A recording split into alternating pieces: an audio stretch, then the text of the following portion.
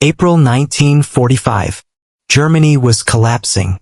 After almost 6 years of war, Allied armies were closing in from both east and west. In the east, the Soviet Red Army was advancing toward Berlin. In the west, American, British, Canadian, and other Allied forces were pushing deeper into Germany. The Nazi regime was surrounded, but Adolf Hitler refused to surrender. Berlin would become the final major battlefield of Nazi Germany. For the Soviet Union, capturing Berlin was not simply a military objective. It was the heart of the Nazi state. The city represented the political and military center of Germany. Capturing it would symbolize the destruction of Hitler's regime. By early 1945, the German military situation had become desperate. Germany had lost enormous numbers of soldiers. Its air force had been severely weakened. Fuel was scarce. Factories had been damaged. Railways had been destroyed. Allied aircraft had attacked German cities and industrial centers. On the Eastern Front, the Red Army was advancing rapidly. Soviet forces had already pushed German troops out of much of Eastern Europe. Now Berlin was within reach. The German capital was preparing for a siege. Defensive positions were constructed throughout the city. Roads were blocked. Bridges were prepared for demolition. Buildings were turned into defensive positions. Soldiers were ordered to fight. But Germany no longer had the powerful military that had conquered much of Europe earlier in the war. Many experienced soldiers were gone. Units were under strength. Some defenders were very young. Others were older men who had been called into service as the war reached its final stage. They were expected to defend Berlin against an enormous Soviet army. On April 16, 1945, the Soviet offensive toward Berlin began. Massive artillery bombardments struck German defensive positions. The sound of thousands of guns echoed across the landscape. Soviet troops moved forward. Tanks crossed the battlefield. German defenders attempted to slow the advance. But the Soviet army was enormous. It had learned from years of fighting on the Eastern Front. Its commanders understood how to coordinate artillery, infantry, tanks, and aircraft. The German defensive lines began collapsing. The Soviets advanced toward the German capital. The fighting became increasingly intense as the Red Army approached Berlin. Outside the city, German forces attempted to organize counterattacks. But they lacked the resources needed to stop the Soviet advance. Inside Berlin, civilians faced a terrifying reality. The city was becoming a battlefield. Food supplies were limited. Water became difficult to access in some areas. Electricity and communication systems were disrupted. Bomb damage had already destroyed large sections of the city. Now artillery fire was arriving from the approaching Soviet army. The city became filled with smoke. The streets were crowded with civilians, soldiers, and refugees. Many people were trying to survive while the German leadership continued insisting that the city must be defended. Hitler remained inside his underground bunker beneath the Reich Chancellery. From there, he issued orders to military units. But many of the formations he expected to use either did not exist or were too weak to carry out his plans. Maps inside the bunker showed imaginary strength. The reality outside was very different. Soviet armies were surrounding Berlin. The final battle was approaching. On April 20th, Hitler's birthday, Soviet artillery began shelling Berlin. The German capital was now directly under attack. 5 years earlier, German forces had marched into countries across Europe. Now enemy artillery was firing on Berlin itself. The symbolism was impossible to ignore. Hitler's regime had begun with promises of expansion and victory. It was now fighting for survival inside its own capital. The Soviet advance continued. Red Army units entered the outer districts of Berlin. German defenders fought from buildings and streets. Tanks moved through damaged neighborhoods. Infantry followed behind them. The fighting became extremely close. A building could be occupied by German troops in the morning and Soviet troops later that same day. Streets became defensive lines. Basements became shelters. Apartment buildings became strong points. Bridges became strategic targets. The destruction increased rapidly. Berlin had already suffered years of bombing. Now artillery and ground combat added another layer of destruction. The final battle was becoming a struggle for the city itself. Soviet soldiers moved toward the center. German defenders attempted to slow them down. But the Soviet numerical advantage was enormous. The Red Army had large quantities of artillery and armor. It also had extensive combat experience.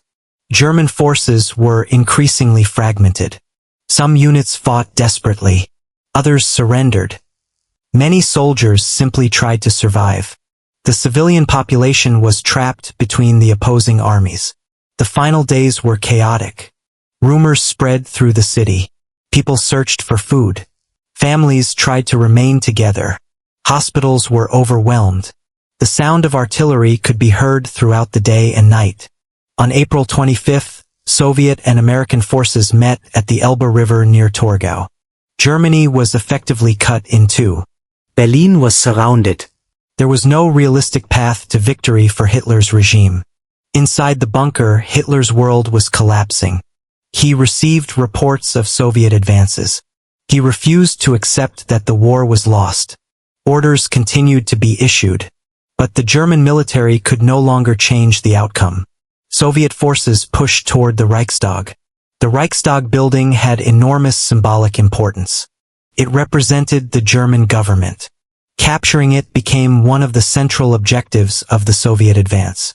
The fighting around the building was intense. German defenders used surrounding structures and underground positions. Soviet troops fought their way forward. The city was burning. Smoke filled the streets. Buildings were damaged or destroyed. The final days of Berlin became one of the most intense urban battles of the entire war. On April 30th, 1945, Adolf Hitler died in his bunker. His death marked the end of the Nazi leader who had begun the war in Europe and led Germany through years of destruction. But the fighting did not immediately stop. German forces in Berlin continued resisting. Soviet troops continued pushing toward the remaining defensive positions. The Reichstag became one of the most famous locations of the battle. Soviet soldiers eventually reached the building. The famous photograph of the Soviet flag being raised over the Reichstag would later become one of the most recognizable images, but the photograph represented only one moment in a much larger battle.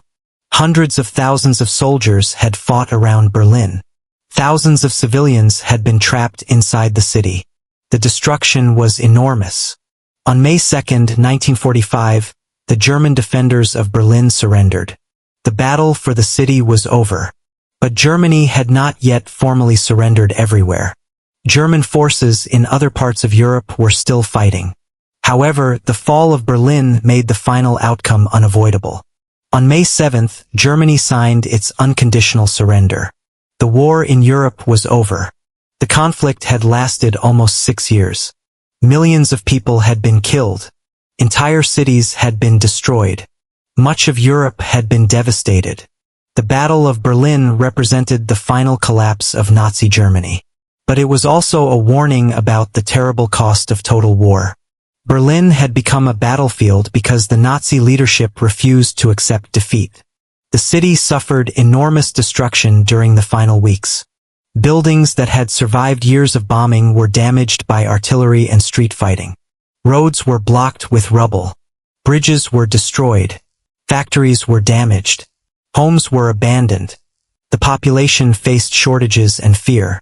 The soldiers fighting inside the city also experienced extreme conditions.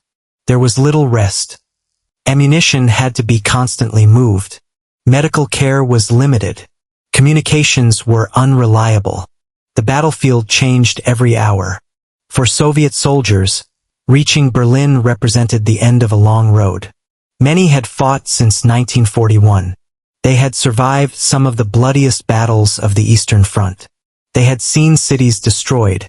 They had lost friends and family. Now they were entering the capital of the country that had invaded their homeland. For German defenders, the situation was completely different. Some believed they were defending their homeland. Others knew the war was lost but continued fighting because they had been ordered to do so. Some simply wanted to survive. Among the defenders were also civilians and inexperienced members of the Volkssturm. The final defense showed how desperate the Nazi regime had become. The German military had once invaded Poland, France, Belgium, the Netherlands, Yugoslavia, Greece, and the Soviet Union. Now it was fighting for the survival of Berlin. The war had come full circle. The Battle of Berlin was therefore more than a military operation. It was the final chapter of Nazi Germany. The city became the place where the regime finally collapsed. The consequences were enormous. Germany was divided into occupation zones. Berlin itself was divided among the victorious Allied powers. Europe entered a new political era. The alliance between the Soviet Union and Western allies would soon become strained. The Cold War would eventually emerge.